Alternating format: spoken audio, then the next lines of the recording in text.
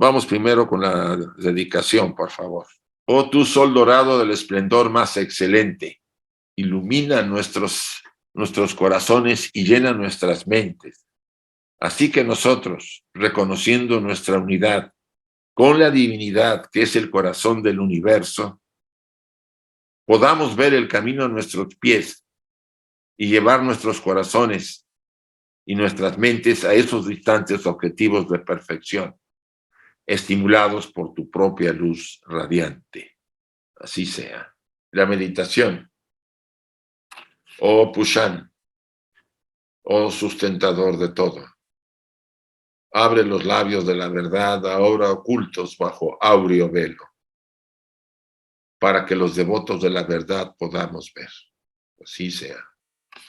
Bueno, aquí tenemos todavía nuestro cartel que todavía sigue sirviendo porque tenemos el mes de marzo, el mes de marzo 6, 13, 20 y 27.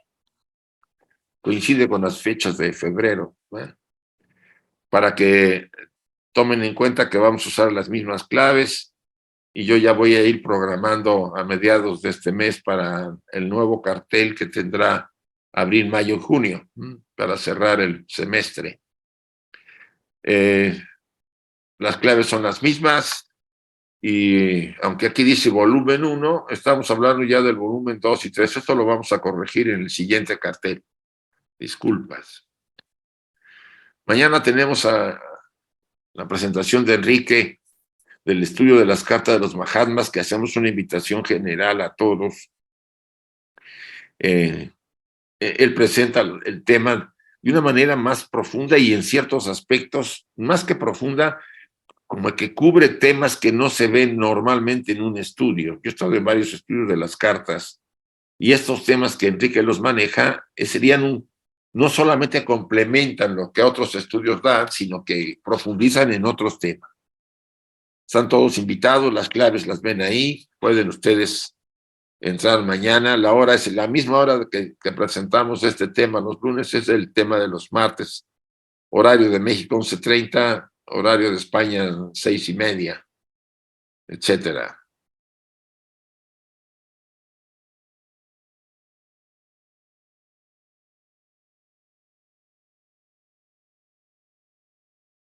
De lo que habíamos visto la semana pasada. Por eso nos conduce necesariamente a la conclusión de que sucede lo mismo en todos los demás planos, de que la cooperación de ambos en los estados de su diferenciación septenaria resulte en un agregado septenario de fenómenos. Estamos hablando acá de la energía que se derrama a través de los tres logos. O sea, si ustedes se acuerdan, hemos hablado de que la seidad, que aquí aparece, están viendo el diagrama.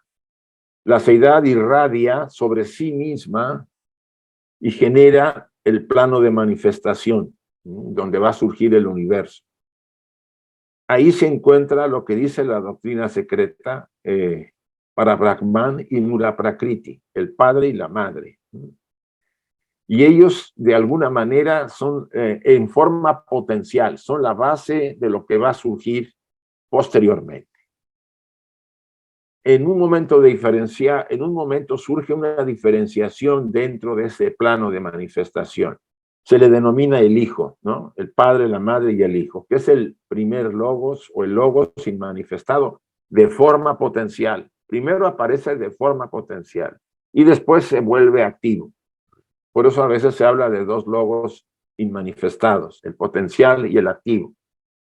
Y de ahí, cuando entra en actividad el logos inmanifestado, que se convierte en el marido de su madre, así los términos que se usan, porque de ser el hijo pasa a ser la pareja de Mula Prakriti, la materia primordial, y se genera el segundo logos, ¿sí? El espíritu y la materia. Y finalmente también el tercer logos, Mahat, la mente. Entonces tenemos a los tres logos. Estos tres logos son la forma de la energía primordial, todos procedentes de la seidad, a pesar de que vengan en una forma, vamos a decir, en una vibración más densa. Yo le voy a denominar de esa manera. A partir de aquí, Las fuerzas que emanan del logos inmanifestado ya activo irradian diferentes energías a través de Mahat, la mente, ¿no?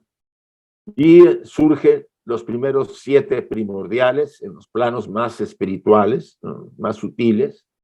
De ahí viene el siguiente plano, que es los Lipika, los señores, y los Anishvata, el plano siguiente como desarrollo de esas fuerzas que emanan del logos inmanifestado. El siguiente plano se generan lo que llamamos los manasaputras, las jerarquías que tienen la mente, el fuego de la mente. Y a continuación se van desdoblando, podamos decir así, todos los planos siguientes con las diferentes jerarquías hasta llegar al plano material nuestro. Hay algo interesante que deberíamos analizar. Así como se mueve el primer plano con los 7 primordiales, imagínense que nuevamente los 3 logos aparecen en el segundo plano con los 7 primordiales más los Lipika. Recuerden que son 7 Lipikas, pero se hablan siempre solamente de 4. Hay 3 Lipikas que no se tocan, por lo menos en el tema de la doctrina secreta. En Antropogénesis no se mencionan los otros 3, se habla de que llevan a cabo una función secreta o misterio. Es lo que dice Blavatsky, que no puede hablar de esos 3, pero habla de los 4. Lo que quiero decirles a ustedes es que el modelo de los 3 logos, o la Trinidad, como a veces las tradiciones religiosas le llaman, se va repitiendo en cada plano y va emanando, aquí es emanación, va emanando las jerarquías, hasta que llega a nuestra propia estructura, donde también tenemos los 3 logos y la emanación de todos los niveles de vibración de la conciencia universal, a lo que les hemos llamado en teosofía, pues, Atma, Buddhi, la mente superior, la mente concreta, las emociones, Kama Rupa, Linga Sharira, doble etérico, la fuerza vital, hasta el cuerpo físico. Un punto que sí me gustaría compartir con ustedes es que en realidad nosotros somos la conciencia, nuestro cuerpo material tiene aprisionado a la conciencia universal, vamos a llamarlo de esa manera. Ya decía Van der Leeuw, ¿no?, los dioses encadenados en cárceles de carne. O sea, esa conciencia universal o conciencia cósmica o mente universal que también se menciona en algunos, está vamos a decir, limitada dentro de nosotros por el vehículo material. Y eso respondería a la segunda, eso sería la pregunta a la segunda, ¿para qué? ¿Para qué está limitada la conciencia universal en nuestra estructura? Para experimentar, ¿sí?, para aprender, para desarrollar la autoconciencia. A pesar de que es conciencia universal, hay elementos necesarios en el desarrollo. Y ahí nosotros estaríamos, vamos a decir, respondiendo a la pregunta que viene en este pasaje, de que la cooperación de los diferentes planos en los estados de diferenciación septenaria que van ocurriendo en cada plano resulta en un agregado septenario de fenómenos que son igualmente no existentes per se, aunque sean realidades concretas para las entidades cuya experiencia forman parte. Esto es otro punto muy importante. A pesar de que este universo es maya, una ilusión, de alguna manera para las entidades que en cada plano se manifiesta estas fuerzas que vienen de la vida una, del logos inmanifestado o de los 3 logos, para ellos son muy reales, ¿sí?, como dice acá. Aunque no son existentes per se, o sea, no tienen, estamos en un universo finito limitado. Y entonces esas realidades concretas son realidades para los seres o las entidades en donde se desarrolla. Por eso para nosotros nos parece que este universo es tan real a través de la estar identificado con el traje y realmente nuestros sentidos son los que fabrican todo. Nunca se han preguntado por qué vemos lo que vemos y que todos convergemos en que vemos lo mismo. ¿A qué se debe que yo vea? Por una de las preguntas que se había, ¿existen las plantas? ¿Existen los animales? ¿Existen los objetos que nos rodean, tal como los vemos? ¿Son así? La física cuántica dice que no, son formas de energía que están vibrando en cierta frecuencia. Si nosotros dejáramos este formato de percepción del mundo que nos rodea y optáramos por el formato de la energía cuántica, no veríamos nada porque todo estaría mezclado. Aquí alrededor nuestro están mezclándose energías de todo tipo, no hay individualidad, o sea, no podríamos sentirnos separados y que es necesario para evolucionar. Entonces, ¿por qué podemos ver así? ¿De dónde viene eso? Para empezar, eso viene de la parte espiritual. Nosotros proyectamos el mundo como lo vemos. Es nuestra mente la que genera este mundo. Decía un científico, es una forma de un holograma que mandamos hacia afuera y nos identificamos con él. Bhagavan Ramana Maharaji pone un ejemplo de la pantalla, ¿no? Dice, usted va al cine y se prepara para ver una película. De repente está la pantalla y de repente la película va a iniciar y encuentra usted que todos los que están observando la película están ya dentro de la película. Y después usted también está dentro. Obvio, la película cuando deja de proyectarse solamente queda la pantalla. La pantalla sería el ser. En la vida una, que está ahí. Entonces, todo lo que vemos, y aquí tiene mucho sentido la caverna de Platón, si ustedes analizan más, ¿no? La sombra. Nosotros percibimos cosas que son creaciones de nuestra propia mente. Obvio, la mente universal aprisionada en este traje. Pero en ese sentido, todos convergemos en que vemos lo mismo, aparentemente. Es obvio que no todos, porque la personalidad con sus, vamos a decir, su karma, sus tendencias, escándalos, todo, distorsiona la realidad. No lo que ve aparentemente como un árbol, pero le da diferentes sentidos y valores, etcétera, etcétera.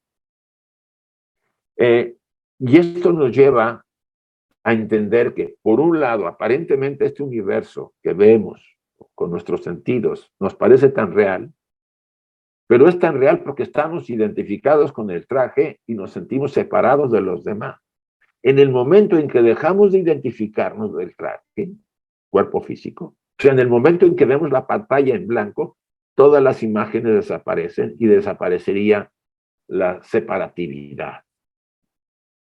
Eso lo comenta La Voz del Silencio constantemente y también en algún material del señor Buda. Entonces, analicemos. Puede que parezca tan real este universo a nosotros en este plano, dice, a las entidades cuya experiencia forman parte, del mismo modo que las rocas y ríos a nuestro alrededor son reales desde el punto de vista del físico, aunque son ilusiones de los sentidos, en realidad desde el punto metafísico. O sea, físicamente nos puede parecer real, pero metafísicamente son ilusiones. Y eso nos cuesta a todos los que estamos haciendo un trabajo interior, porque hay tendencias educativas, hay visiones materialistas, hay condicionamientos sociales, y eso le va a costar al estudiante, vamos a decir, ir siendo consciente, porque lo primero que tenemos que hacer es ese trabajo de tomar conciencia, ¿sí? De este tema. A continuación dice, sería un error decir y hasta concebir semejante cosa. Desde el punto de vista de la metafísica más elevada, todo el universo, incluso los dioses, son una ilusión. Vámonos. Todo el universo, incluyendo los dioses, son una ilusión. Desde el punto de vista ¿de qué? De la vida una o de la esencia universal o desde la seidad o el absoluto. Por eso el Sutra del Corazón, ¿no? No hay luz ni hay oscuridad, no hay bien y no hay mal, no hay grande y no hay pequeño, no hay sendero espiritual, no hay nada. O sea, al hablar de nada, nos estamos refiriendo a aquella seidad que nos sostiene y que dentro de ella se ha expandido o se ha formado el plano de manifestación y ha surgido ahí el universo. Pero la ilusión de aquel que es en sí mismo una ilusión difiere en cada plano de conciencia, por supuesto. El plano material en el que estamos va a diferir del plano etérico o del plano astral o del plano mental. Y eso tendríamos que analizarlo. Si ya dentro de nuestro plano vemos muchas diferencias en cómo percibimos las cosas, imagínense desde otro enfoque de materia más sutil. Dice, y tenemos más derecho a dogmatizar sobre la posible naturaleza de las facultades perceptivas de un ego que se halla, por ejemplo, en el sexto plano en el que nos tenemos para identificar nuestras percepciones con las de una hormiga o en su modo de conciencia, o para convertirlas en un modelo para la misma. O sea, la hormiga ve, percibe, tiene conciencia desde su, vamos a decir, desde su dimensión. Una dimensión muy particular, con ciertas características, que a pesar de que lo vea, para ella es tan real, a pesar de que sea una ilusión, como es tan, no es para mí esto que es una ilusión, aunque me parezca tan real. Aquí pone Blavatsky el ejemplo de la hormiga, ¿no? La percepción que hace la hormiga, o la de una abeja, o de algunos de los animales que conocemos, tienen visión, conciencias de cada plano según se mueven en él. Pero insisto en el primer párrafo. Sería un error decir y hasta concebir semejante cosa. Dice, desde el punto de vista de la metafísica más elevada, todo el universo, incluso los dioses, es una ilusión maya. Una gran ilusión. Y por supuesto aquí podríamos preguntarnos, ¿y si es una ilusión, qué estamos haciendo acá? O sea, ¿cuál es? Bueno, aunque la tercera proposición fundamental de la doctrina secreta de Proemio nos habla de que Budi, junto con todo, es la que está, vamos a decir, haciendo esa peregrinación a través del mineral, del vegetal, de la planta, del vegetal, del animal, del hombre, del superhombre, y para volver a la fuente. Ahí se habla, se da a entender que es la autoconciencia la que va a ser desarrollada con las experiencias que vamos viviendo en diferentes estadios de la materia, donde hemos ya pasado. Nuestra conciencia ha surcado todos esos estadios y ahora estamos en el estadio humano, quizás después de vivir cientos de vidas o cierta cantidad de vidas, y hemos ido aprendiendo cosas.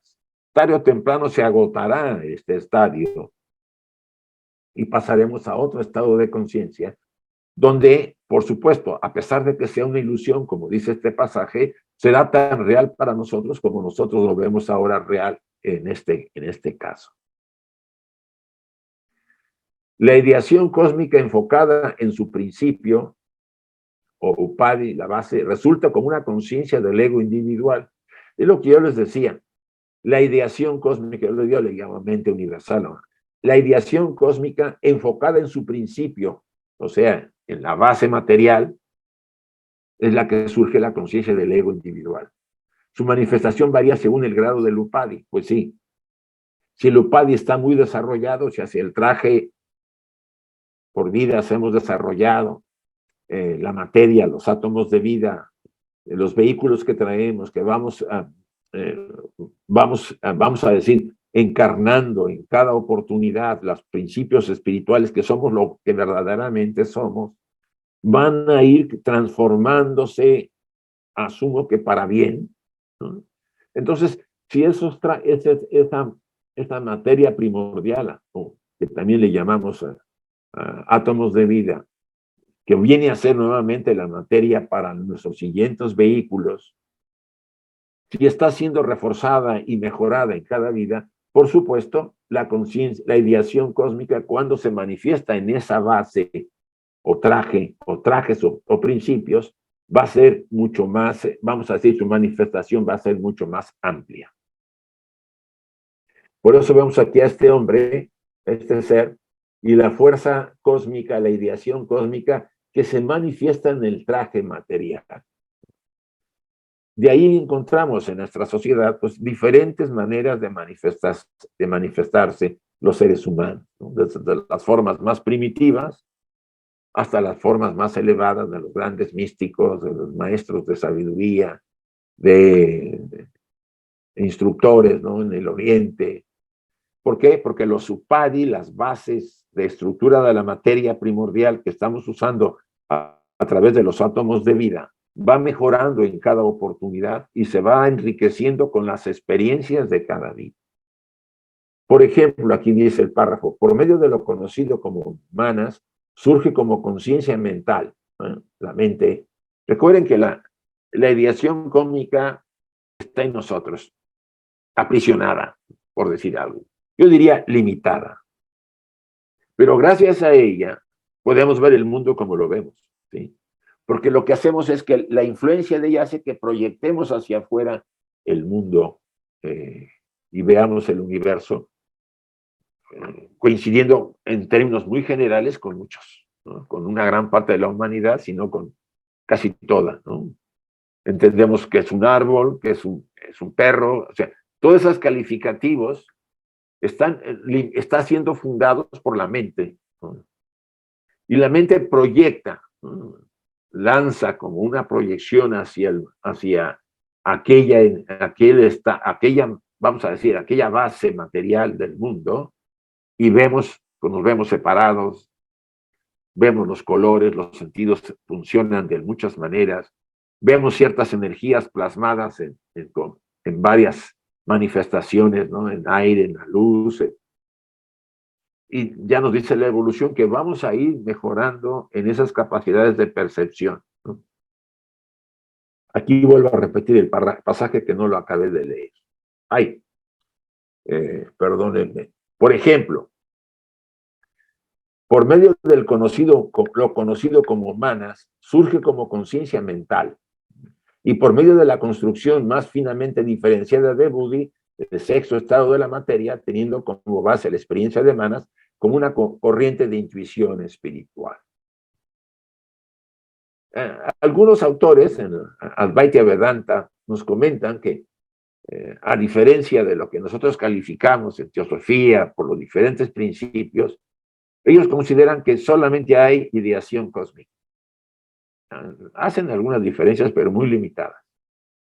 Dice, cuando usted logra unirse a su vida, a su atma, ¿sí? Por un trabajo de meditación y una vida equilibrada y armonizada y desprendiéndose de la estructura de la personalidad, entre comillas, sobre todo de forma mental, usted se une a atma y desaparece la mente. Lo único que va a quedar es conciencia cósmica o conciencia universal.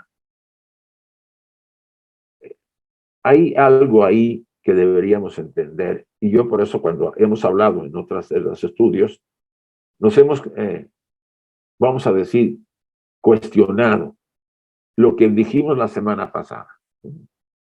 El Buda habla de dos versiones para hollar ese sendero y volver a la fuente, ¿no? La vía larga, que estuvimos comentando en la sesión anterior, que es subir la montaña zigzagueando, y la vía corta, que es recta.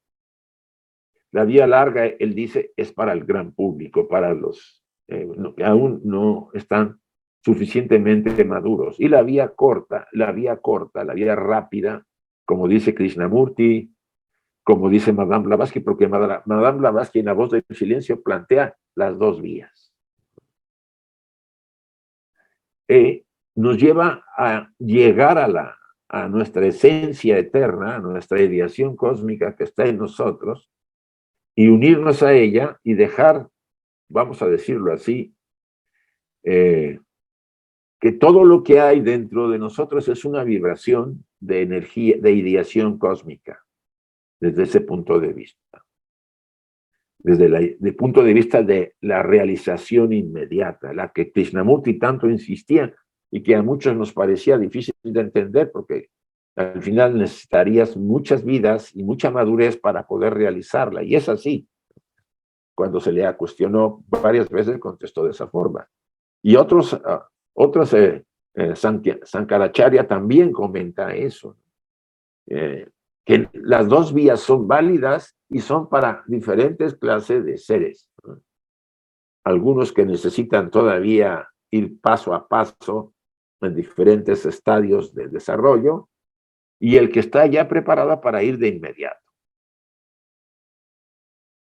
El objeto puro, aparte de la conciencia, nos es desconocido mientras vivamos en el plano de nuestro mundo de 3 dimensiones. O sea, la esencia Atma, la esencia, el ser, como le llaman algunos, lo absoluto en nosotros, como le quieran llamar, nos va a parecer desconocido porque estamos viviendo en un mundo de 3 dimensiones y estamos limitados e identificados con el traje y nos sentimos separados.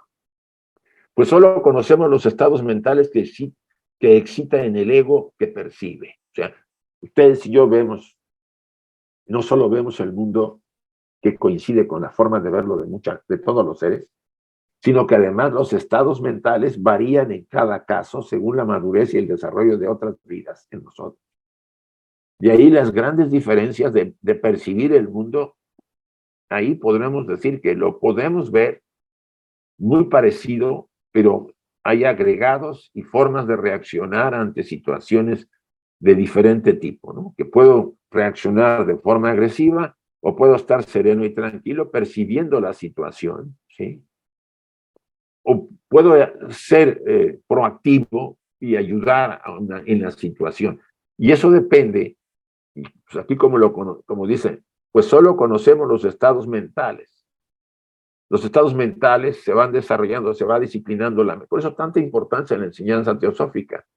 Disciplinar la mente. Eso trátense de convencer. Tarde o temprano nos tenemos que poner en firme y seriamente a disciplinar nuestra mente. Ahí está, vamos a decir, el punto crítico de nuestro desarrollo. Si la mente está disciplinada, serena, tranquila, no admite pensamientos que nosotros no queramos tener, se mantiene en el presente, en el aquí, en el ahora, el mindfulness famoso, constantemente. Primero nos costará, pero después podemos llegar a tenerla todo el día, así todo el día y sin hacer ningún esfuerzo. ¿Se puede conseguir? Sí. El trabajo hay que hacerlo. No va a ser regalado y tenemos que hacer un esfuerzo. No podremos alcanzar, incluso el Bhagavad Gita, Krishna dice, tiene usted que hacer un esfuerzo. No podemos evitar el esfuerzo de aprender a concentrarnos, a estar atentos, vivir en el presente, estar en el aquí, en el ahora, constantemente. Al principio, pues nos tendremos que esforzar, disciplinar la mente, etcétera. Hay mucho material para el trabajo con la mente que se puede poner en práctica, pero sobre todo la meditación, ¿sí? La meditación ayuda mucho. Hay varios tipos de meditación según el estudiante, porque no depende, no en todos encaja un modelo, hay varios tipos, ¿no? Con semilla, sin semilla, más devocional, menos devocional, más en la ñaña yoga, todo depende. Y en tanto que dure el contraste del sujeto y el objeto, o sea que nos sentamos separados, esto es, mientras que no disfrutemos más que de nuestros 5 sentidos, que es aquí lo que nos separa, y no sepamos el modo de divorciar nuestro ego, o sea, no sepamos cómo separarnos del ego como conciencia, que es todo percepción de la esclavitud de estos sentidos, temas son los sentidos, será imposible al yo personal romper la barrera que le separa del conocimiento de las cosas en sí mismas, o sea, de la sustancia. Aquí nos da en este pasaje un tip muy interesante. Véanlo con calma. En tanto que dure el contraste del sujeto y objeto. Ahorita está el contraste porque al identificarme con el traje, me siento separado, por ejemplo, de ustedes de mí, ¿no?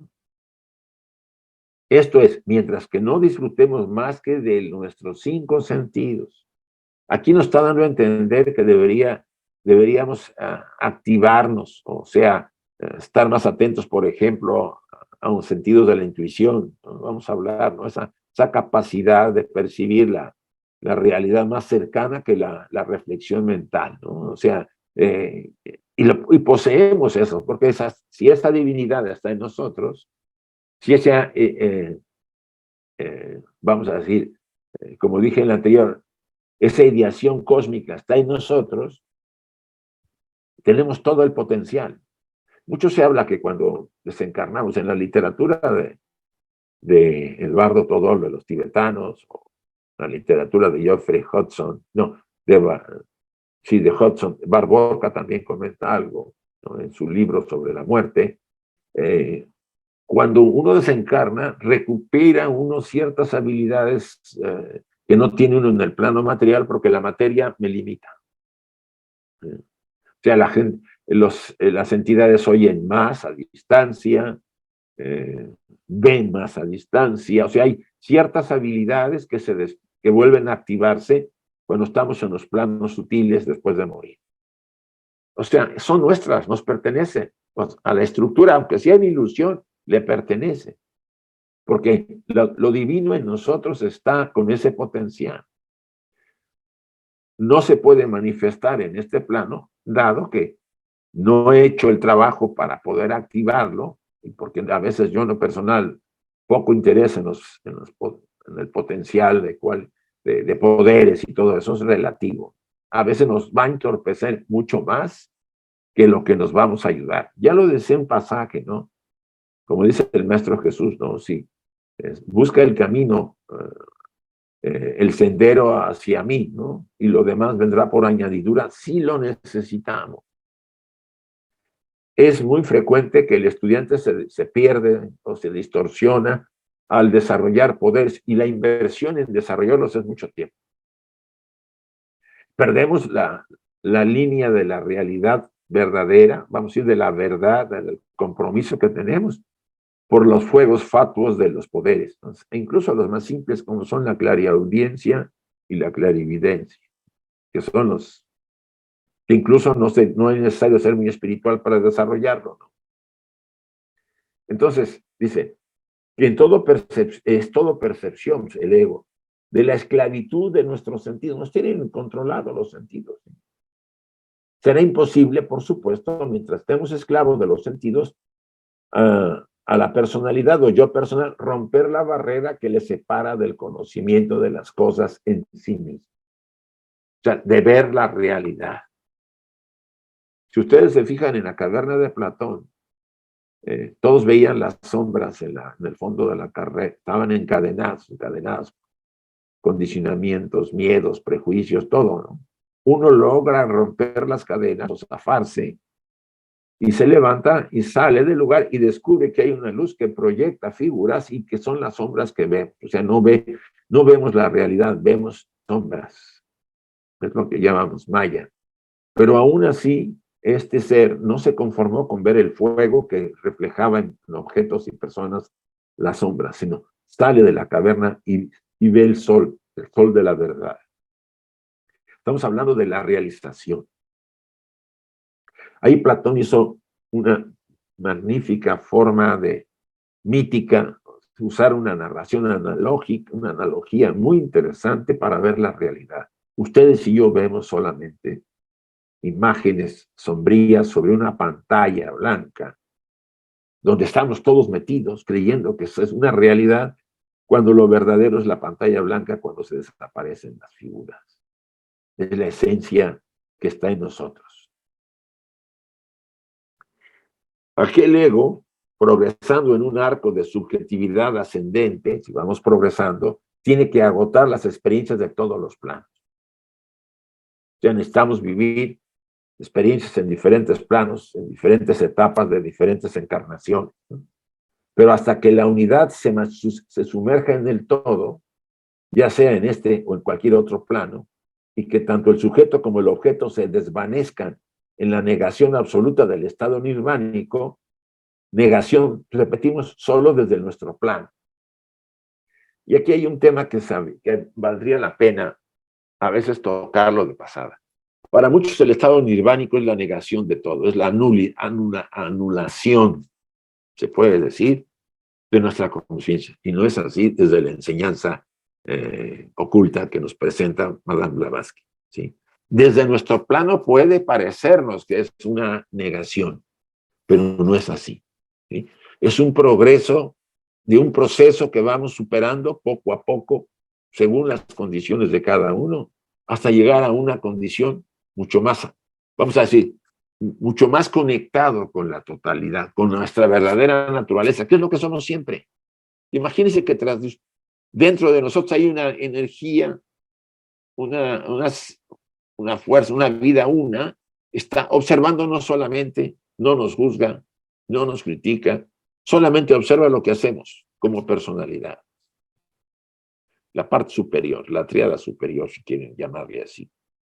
Está constantemente viéndonos, observándonos cómo actuamos. No entra porque el proceso es de nosotros para experimentar. Somos un reflejo de esa parte superior. La personalidad es un reflejo. Ya lo hemos estudiado en diferentes niveles, ¿sí? Pero lo interesante acá, que cuando nosotros entramos a ese famoso estado nirvánico, ¿por qué dice acá que nos puede parecer un estado de negación? Porque dejamos de estar separados y nos unimos a la conciencia, a la ideación cósmica de la que estamos hablando. Y si estamos unidos a ella, no dejamos de tener autoconciencia, pero estamos fusionados con la totalidad. Y es ahí donde se desprende la razón de por qué estamos acá.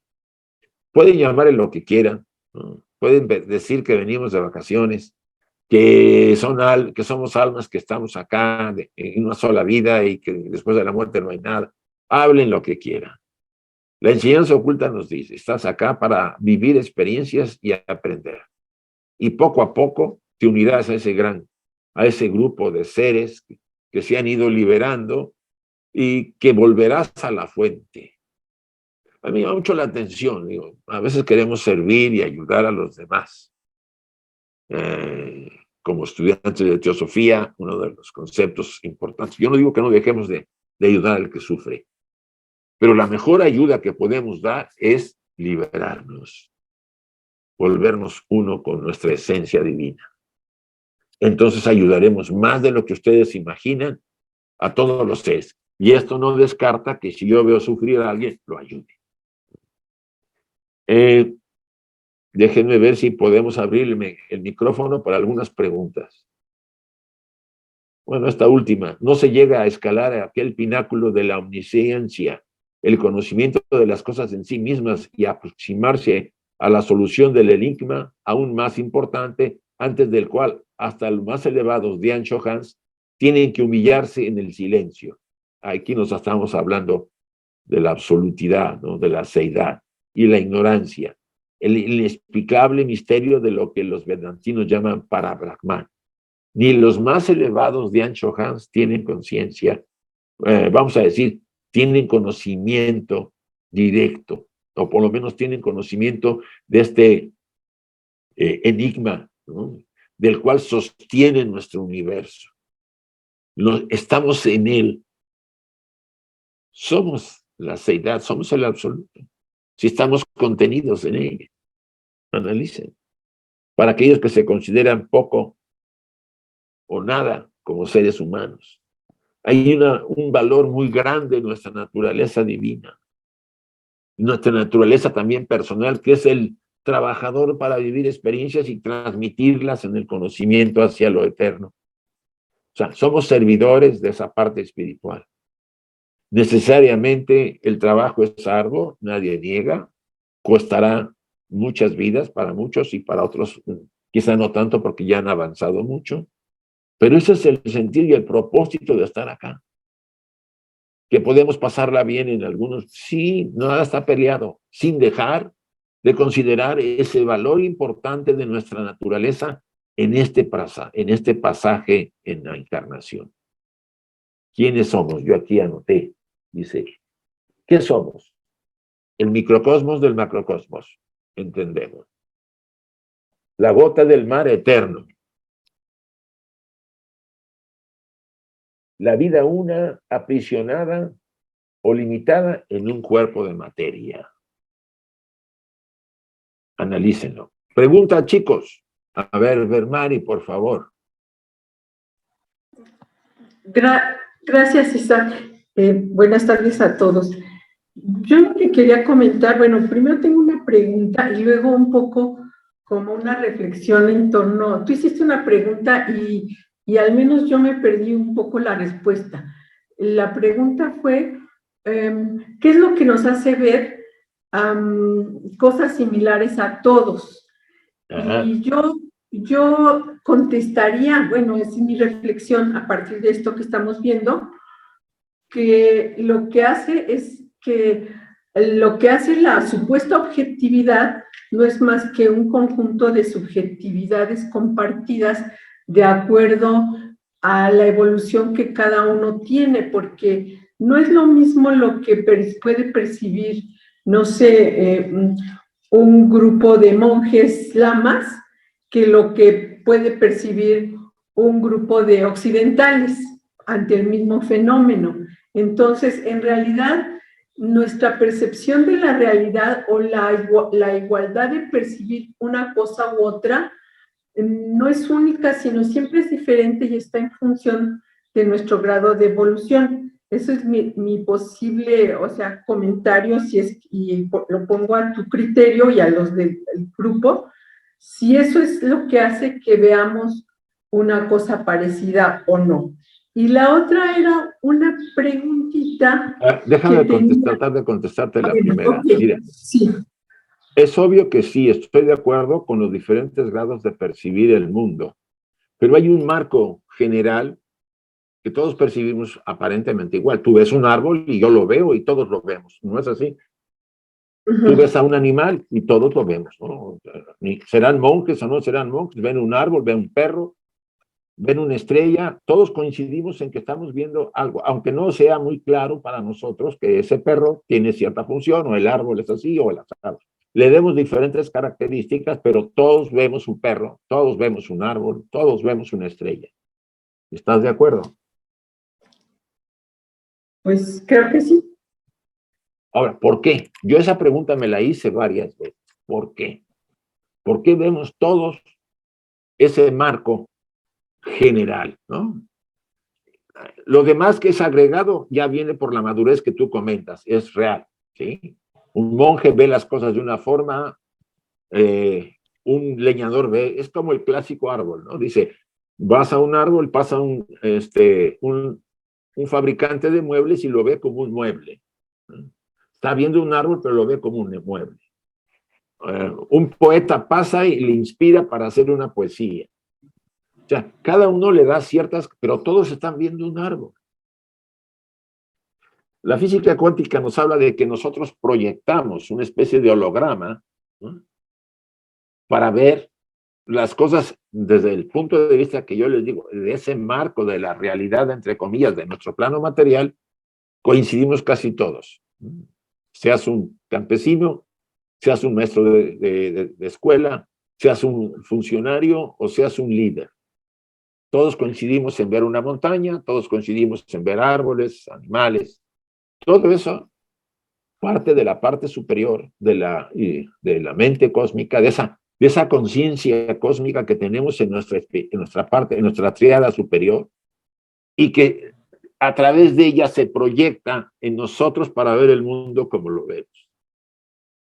Ese punto vale la pena analizarlo, porque muchas veces uno se cuestiona, ¿no? Pero también estoy de acuerdo en que las características que le agregamos, ¿no? No vemos la copa media vacía, la vemos media llena. Todo eso ya es parte de la madurez o la ignorancia personal. A ver, la segunda pregunta.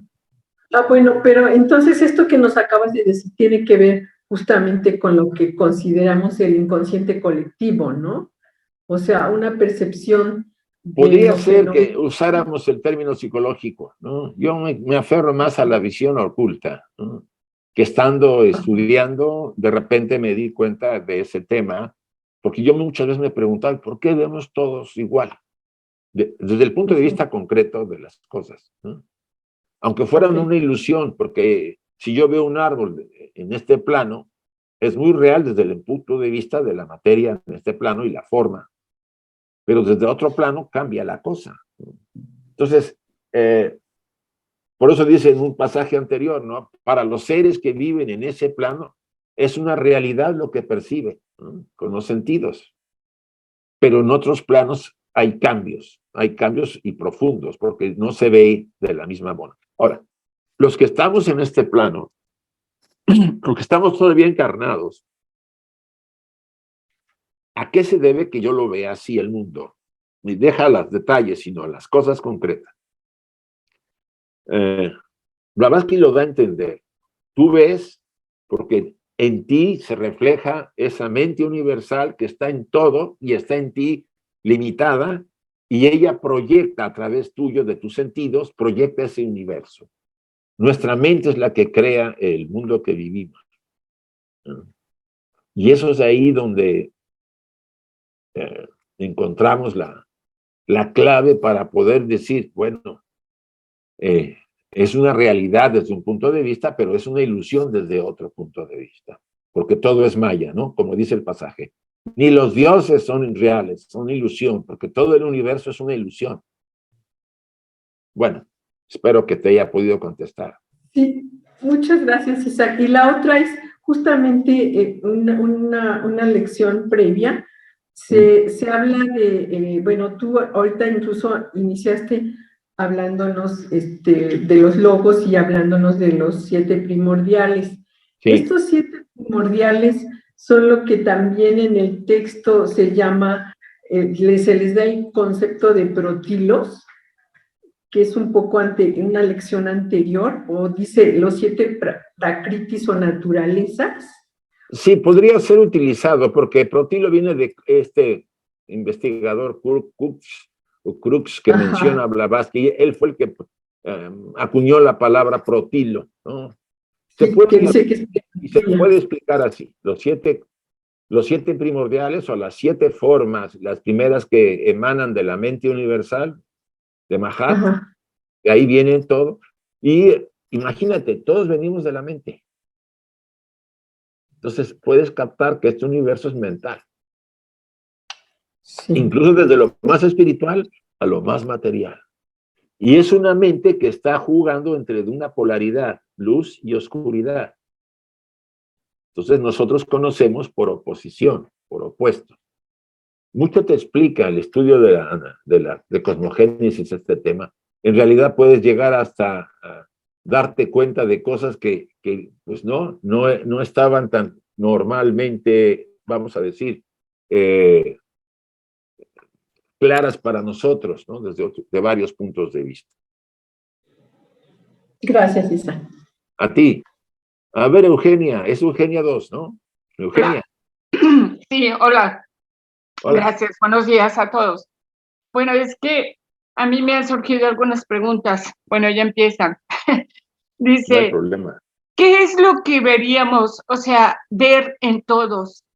Eso es en realidad ver, pero los demás sentidos, o sea, por ejemplo, el gusto, el saber, es igual para todos. El oír, ¿qué escuchas? ¿Cómo lo escuchas? Nos identificamos con el traje, pero, y esto pues te puede indicar un común denominador, pero a veces creces y entonces todo empieza a cambiar. Sí, es lo que hablaba con Bermari. Los sentidos, la vista nos parece la base de la percepción, porque se acomodan la escucha, el olfato, los sentidos, la sensibilidad. Todo eso complementa la visión que tenemos del mundo y nos parece tan real. Es que obvio, si tú ahí haces cambios y vas modificando tu manera de ser y de ver el mundo, vas transformándote mentalmente. Ahí está la clave, alejando vamos a decir, de pensamientos de ignorancia, de ambición, de egoísmo, de todo ese tipo de cosas que nos limitan. Eso es lo que nos hace estar volviendo constantemente a encarnar. Mientras tengamos esa mente juguetona que nos tiene controlados en muchos sentidos, pues nuestra vida estará sujeta a los cambios constantes, ¿no? De venir como hombre o venir como mujer en encarnaciones frecuentes, para ir despejando y madurando el concepto. Pero sí, si tú haces cambios serios, tu relación con este mundo y lo que percibes, escuchas, etcétera, se afina más y probablemente te das cuenta que lo que ves es una ilusión que hay que vivir por razones de que mientras estamos encarnados hay que vivir las experiencias, no se trata de abandonarnos, mientras no llegue, Ramana Maharaji decía, si tu Pradava te dice que has venido a algo, y él hablaba del destino, tú tendrás que hacerlo, te guste o no te guste. Pero si te dice que no vas a hacer lo que quieres, por más que hagas, no lo vas a hacer. Entonces, hemos venido a tener un aprendizaje, una experiencia, ¿no? Porque eso lo tenemos todos.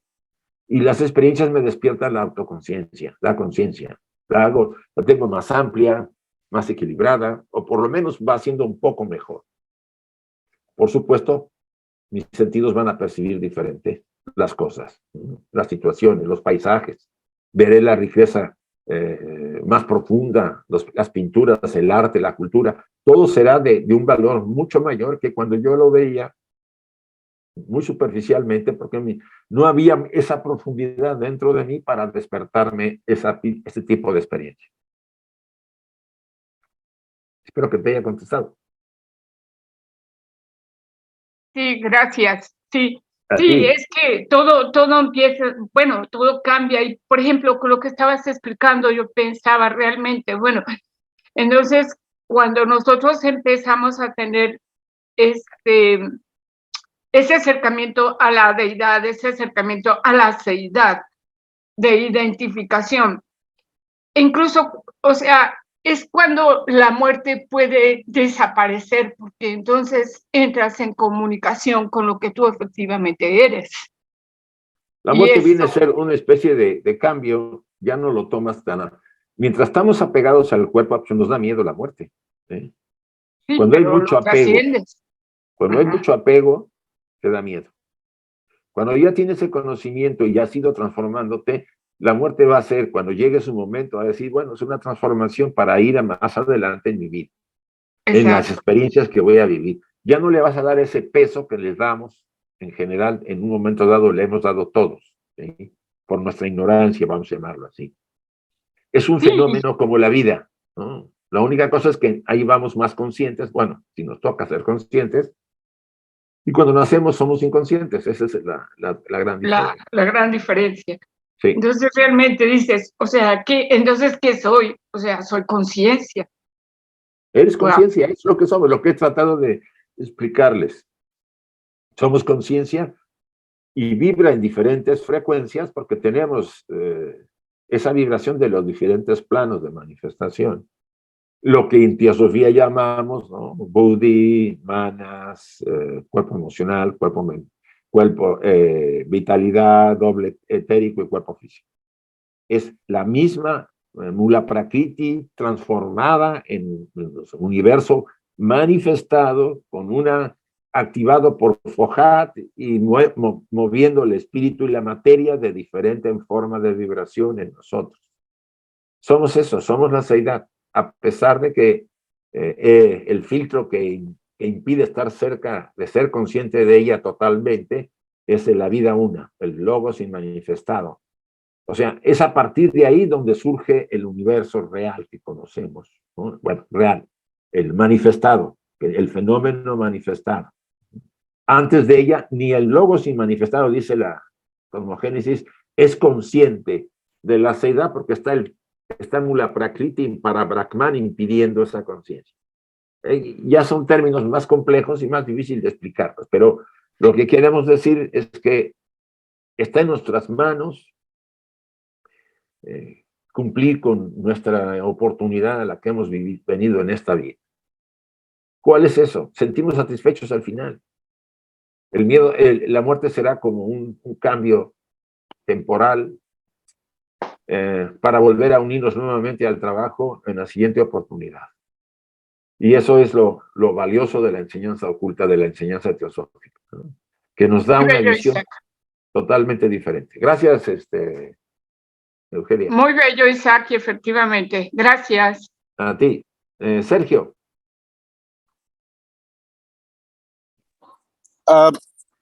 No apunté mi pregunta y se me fue un poco, pero de todos modos, resumiendo lo que se está diciendo, lo que estamos repasando, hay una forma en que se me figura como lo mismo que se habla del mundo de las ideas de Platón.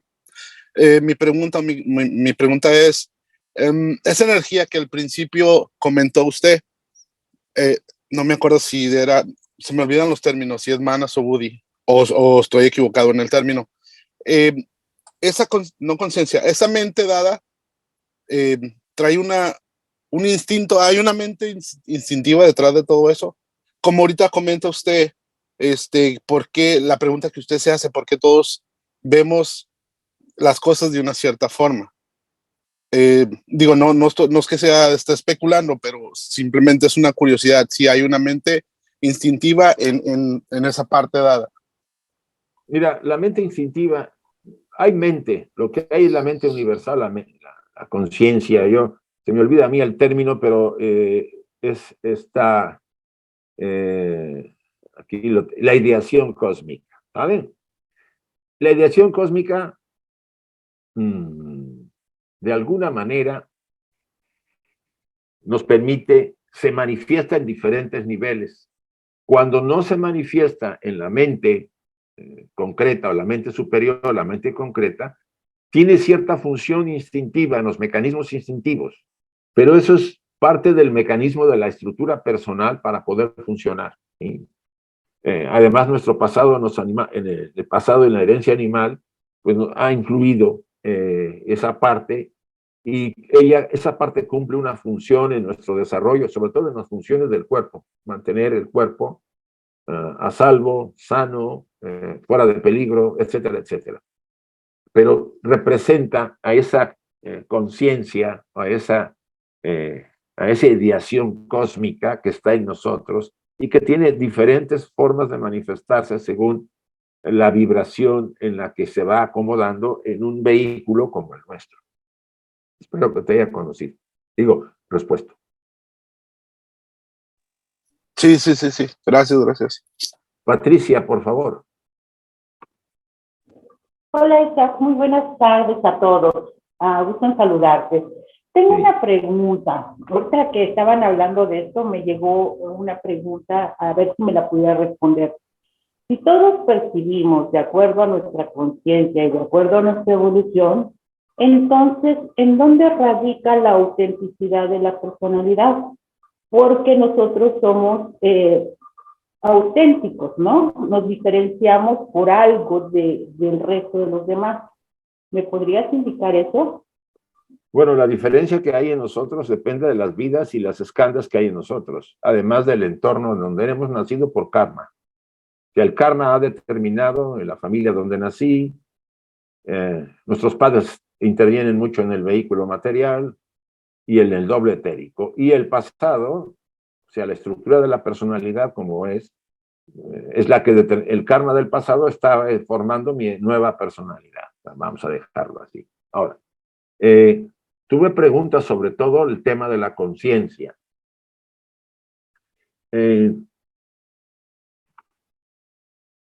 Esa conciencia a la que está en nosotros, esa ideación cósmica, de alguna manera se manifiesta en todas las formas septenarias, vamos a llamarlas.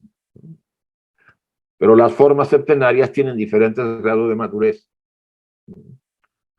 Ya lo dice la doctrina antropogénesis, ¿no? Las mónadas entraron por oleadas. Entraron una oleada de millones de mónadas, después vino una segunda oleada, y después vino una tercera oleada. A medida que las oleadas iban quedándose, eran menos desarrolladas que las primeras que entraron. O sea, ya en nosotros, en nuestra estructura, hay una diferencia de madurez en relación a muchas personas que nos rodean, sea menor mi madurez o mayor mi madurez. Los instructores consideran madurez mayor cuando uno ha tenido muchas experiencias de encarnaciones pasadas.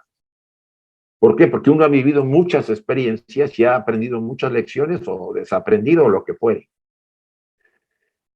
Entonces, esa conciencia que se manifiesta en mí, según mis experiencias del pasado, según los elementos kármicos que están interviniendo, me permiten, vamos a decir, mostrar mi autenticidad de alguna manera, ¿sí? Sea auténticamente sincero, hay coherencia entre mis pensamientos, mis principios, los valores éticos que yo funciono y mi vida diaria. Que tengo ahí un bagaje no desarrollado, pues entonces yo voy a hablar de cosas y quisiera yo ser así, pero mis actos muestran lo contrario. Esa es la incoherencia. Muy común es hablado de que el estudiante debe cuidar mucho la coherencia de vivir, ¿no? Que haya relación entre lo que profesa y los actos que comete. Y eso se debe a la madurez, ¿no? Hay áreas que no estamos muy maduros y entonces esas áreas pues pueden generar ciertas experiencias que no nos agradan mucho, porque necesitan madurez. Ahora, el acto que yo cometo, que no es muy equilibrado, me va a generar una reacción kármica que me va a ir empezando a enseñar, ¿no? Que hay que rectificar en esa parte. Espero que te haya contestado, Patricia. Sí, una pregunta más. A lo que le llamas tú evolución de la vida, en cuanto a vidas tras vidas que venimos, es lo que le llaman, normalmente lo que se llaman almas viejas. ¿A qué? ¿Almas viejas? Almas viejas. Ajá. Bueno, eso todo depende. Todos tenemos muchas encarnaciones, es seguro, porque para interesarnos en estos temas hay un pasado que nos ha hecho madurar y buscar este conocimiento. Pero las almas viejas tienen que ver más con vidas, vamos a decir, más ricas en muchos aspectos, y a eso se les considera. Tú no puedes comparar a un Gandhi con un filósofo moderno. ¿Por qué? Porque Gandhi traía un aprendizaje muy largo, sobre todo en la entrañabilidad, en las cualidades de honestidad, etcétera, etcétera, ¿no? Aunque tuviera por ahí una debilidad que le era fuerte. Y en cambio otro que puede que aparezca muy impactante su oratoria y muy directo, pues tenga una vida personal que deja mucho que desear. ¿Por qué? Porque no hay coherencia entre lo que él quiere, y es más, muchas veces queremos algo, pero pues hacemos lo contrario. Lo dice Pablo en un pasaje de los Romanos, creo que: yo aspiro a tocar las estrellas, pero mis pies están en el fango, ¿no? Entonces, hay una lucha del estudiante por lograr esa coherencia, y eso es lo que más deberíamos considerar en un momento dado. Hay varias cualidades, pero la coherencia es importante. Gracias, Patricia. Gracias, César. Magali. Esta mañana, por causalidades de la vida, me levanté con un libro de Ramana Maharaji que dice ¿Quién soy? Y dice en el párrafo que estaba leyendo cuál es la naturaleza de la mente. Y subrayé una línea que dice: lo que se llama mente es un poder prodigioso que reside en el ser. Entonces, más adelante, después de hacer una serie de explicaciones que no puedo perder el momento de la clase, dice: si uno indaga precisamente cuál es la naturaleza de la mente desaparece dejando como residuo al ser. Sí, eso es cierto. Eso es el mecanismo del Advaita. Exacto. Entonces, viendo que habías explicado de esa mente universal, sí, que verdaderamente nosotros lo que estamos, pienso yo, estamos pasando por un proceso evolutivo para despertar esos estados de conciencia, que cuando tengamos una conciencia avanzada, casi ya en cierta plenitud, eso va a desaparecer y estaremos en el ser. Sí, estoy de acuerdo contigo y tú le has dado la clave. Bueno, entonces, esta mañana por casualidad de la vida me levanté con este párrafo que te lo enseño, que lo tengo subrayado. No son Mira, casualidades, ya sabes. mira cómo lo tengo subrayadito, estudiando aquí, que lo compré allá en Hindi. Sí, lo creo. Sí, entonces pienso que estamos en el proceso evolutivo, por eso tenemos la mente. Pero Sí. inmediatamente entremos y la ideación cósmica está pregnada en nosotros. Está como limitada, como limitada. Exacto, está como un etiqueteado para que nosotros podamos proyectar lo que podemos ver, que está en la mente universal. Por ahí va muy bien. Y así te das cuenta por qué todos vemos muy parecido, ¿no? Exacto, porque es una impresión que tiene la mente universal de la cual nosotros estamos viviendo ese proceso. Sí, sí. Y cuando ya no necesitamos, va a pasar, que él pone un ejemplo ahí, va a pasar como la araña. Mientras ella necesita una tela para poner su huevo, ella va a extender su tela. Va a extender su tela. Cuando ya no necesite su tela, ella va a recoger su tela y ella será la unidad. Sí.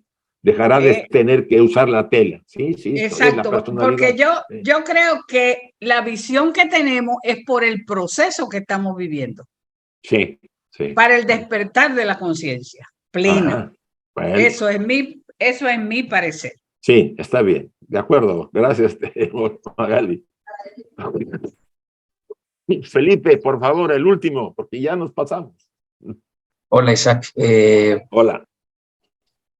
Bueno, muchas gracias. Y mi pregunta es justo con lo que mencionabas de la coherencia, sí, ¿no? Y también va un poco ahora escuchando el comentario de Magali, pues cada uno a nivel individual vive diferentes experiencias, sí, de acuerdo con el proceso individual de evolución de cada uno, ¿no? Pero esa independencia también, pues hay algo en común que es esa forma de ver las cosas, ¿no? Entonces, mi pregunta puntual sería, sabiendo esto de antemano, ¿cómo se podría decir que un teósofo, pues, alcanza ese nivel de coherencia necesario para ser uno con ese ser, con esa unidad? El trabajo no es simple, hay que hacer un esfuerzo. Pero un elemento, un factor importante son los apegos. La mente a veces juega con casi todos nosotros cuando queremos meditar, con un montón de pensamientos, porque hay apegos en nuestra vida diaria, ¿no? En el mundo en que vivimos. Estamos aferrados a cosas tan sutiles porque esos apegos sostienen a la estructura personal. La estructura personal es una fantasía, es una ilusión. Lo dice Blavatsky en un librito que se llama Los sueños, ¿no? Le llama Mayavirupa. No tiene existencia real, pero en este plano lo vemos como real. ¿Para qué? Para que aparentemente tiene libre albedrío y tiene cierta libertad. Y en ese libre albedrío y libertad ella tome decisiones para desarrollarse o para meter la pata y cometer problemas que el karma después nos va a cobrar. Es ahí donde está el detalle. Uno de los elementos es el apego. No nos damos cuenta hasta qué grado la estructura personal se adhiere a cosas, hasta ideas, objetos, personas, lugares. El famoso espacio de confort es básico para la personalidad y eso es un apego al... Por supuesto, vamos de lo más denso a lo más sutil. Un estudiante que está interesado en crecer y que está comprometido con su naturaleza divina, no se trata de correr, se trata de ir dando pasos firmes para ir aprendiendo y observándote en las experiencias cómo reacciona uno, dejemos al otro, sino cómo reacciona uno y cuáles son los pensamientos y emociones que te embargan. Y te va a ayudar a describir que con ciertas cosas, pues necesito ir a trabajar más, Con otras, pues yo lo domino muy bien, en eso tengo hasta facilidad para hacerlo. Y es ahí donde vamos aprendiendo y dando pasos más firmes en nuestra función de experimentar y crecer. Es como, la vida nos pone como incidentes críticos, dicen en el campo de la psicología empresarial.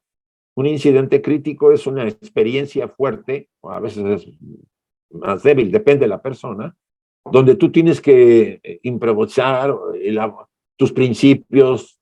A lo mejor estás en una situación en que te proponen una situación de aprovecharte o de ganarte más dinero, pero tienes que cometer, por ejemplo, un engaño o hacer que no viste una situación. O sea, y ahí es donde tú te templas. ¿Me mantengo firme o accedo? Eso dependerá de cada uno.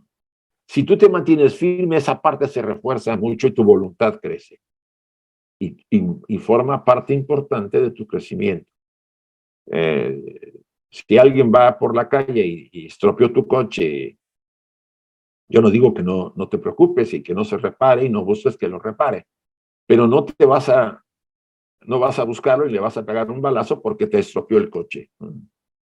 Entonces todo depende del apego que tenemos. Un auto es un instrumento para moverme, no es la vida misma, ¿sí? Es un auto, me da un servicio, pero los seres humanos lo hemos vuelto como una prolongación nuestra, ¿no? Y hay gente que puede llevar a cabo actos violentos porque tú le rayas su auto, por ejemplo. Y ahí está el tema del apego. ¿Qué coherencia tenemos? Si yo profeso la verdad, la justicia, la compasión, el equilibrio, pues tengo que estar muy atento a mis decisiones y a mi visión del mundo. Cuando de repente la vida me dice, vamos a probar a Isaac si es cierto que lo que dice profesar lo practica. Y de repente sucede algo donde me veo tentado. El tema no es verse tentado. La tentación es incluso buena, pero tú la vences y superas esas tendencias que traemos. Y ahí has dado un paso muy importante. Bueno, espero haberte explicado un poco. Muchas gracias, Isaac. A ti, Felipe. Por lo tanto, siendo tal el caso, todos los que han tratado de dar un nombre al principio incognoscible no han hecho más que degradarlo. Hasta el hablar de la ideación cósmica, salvo en su aspecto fenomenal, que es el que estamos hablando, es lo mismo que tratar de embotellar al caos primordial o poner una etiqueta a la eternidad. Muchas veces nuestra curiosidad nos lleva a tratar de abordar el principio incognoscible, parafragmán, como se le llame según la tradición, porque nos parece, hay curiosidad, queríamos entender. Ya el Buda, cuando se le preguntó algo acerca de eso, guardó silencio. O sea, mejor, y lo dice también otros autores, ¿no? Creo que Sankaracharya, a través de algunos estudiantes, dice, primero ponga atención a su desarrollo y después no preguntará porque usted alcanzará el desarrollo necesario para no preguntar lo que está preguntando sobre algo que es incognoscible para la mente humana. Y es ahí donde deberemos estar atentos también. Bueno, yo quisiera llegar acá al final por el tiempo y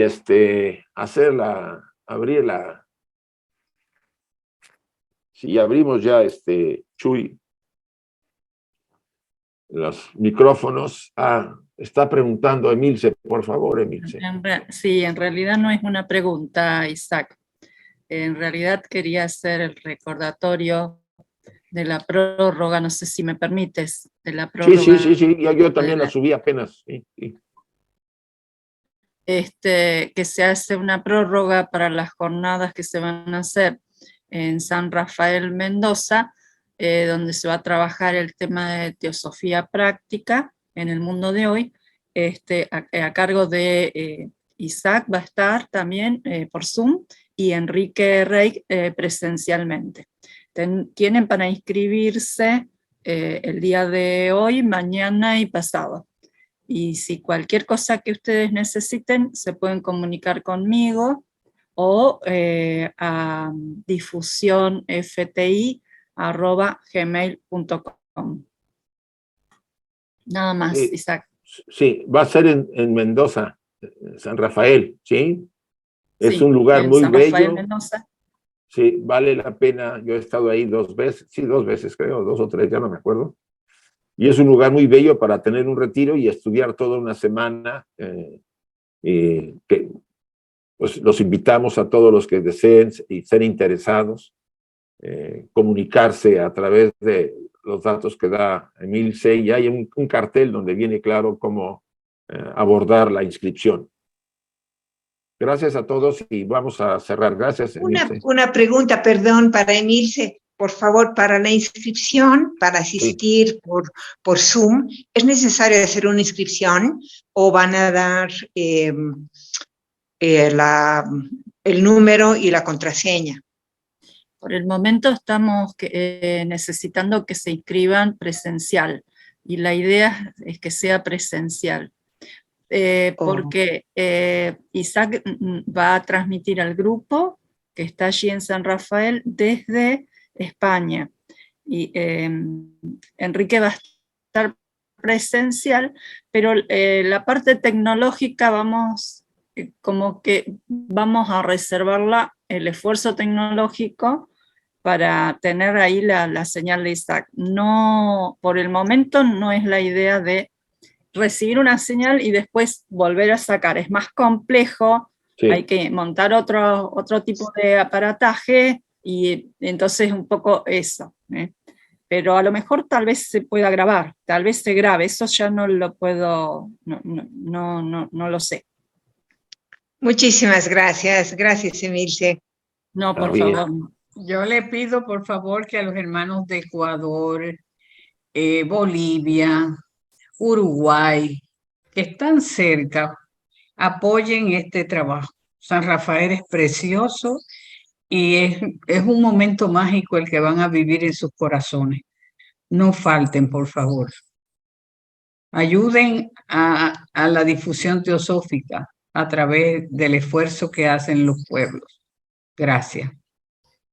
Gracias, Magali. Tienes razón, gracias. Magali. Bueno, ¿les parece que cerramos con nuestra invocación?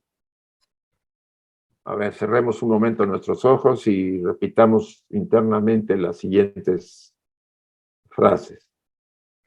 Oh vida oculta que vibras en cada átomo. Oh luz oculta que brillas en cada criatura. Oh amor oculto que todo lo abarcas en la unidad. Que cada ser que se sienta uno contigo sepa, por lo tanto, que es uno con todo lo demás.